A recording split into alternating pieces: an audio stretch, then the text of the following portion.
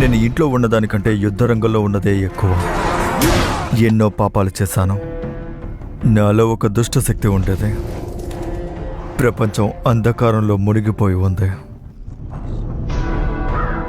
అన్యాయాన్ని ఎదిరించి ఎవ్వరూ పోరాడేవారు కాదు. మీకేదైనా సాయం కావాలా? ఈ మార్గంలో ఒంటరిగా ప్రయాణించడం చాలా ప్రమాదకరం.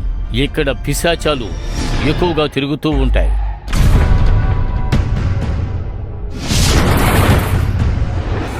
వాళ్ళెవరు? ఏం చేస్తున్నారు? చెప్పు. వాళ్ళు బలహీనుల్ని బానిసగాను, బలవంతుల్ని సైన్యంలోకి చేర్చుకుంటారు.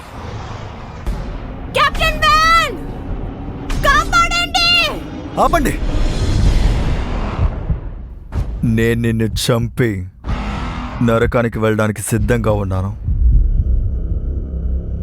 నీకు నేను చావును మించిన నరకాన్ని చూపిస్తాను.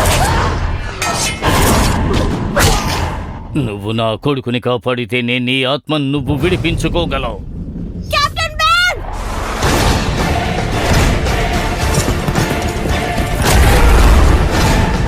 కానీ దుష్టశక్తిని అంత సులభంగా మనం ఓడించలేము.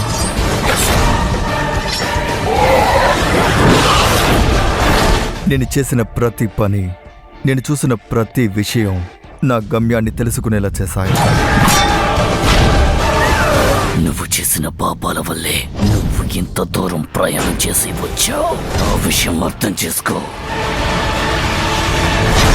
నరకానికి వెళ్ళడానికి నేను ఇంకా సిద్ధంగా లేను.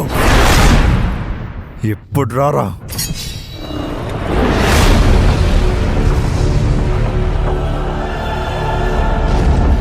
చెడు అంతమైపోయింది. అయినా సరే నేను యుద్ధం చేయాల్సి ఉంది.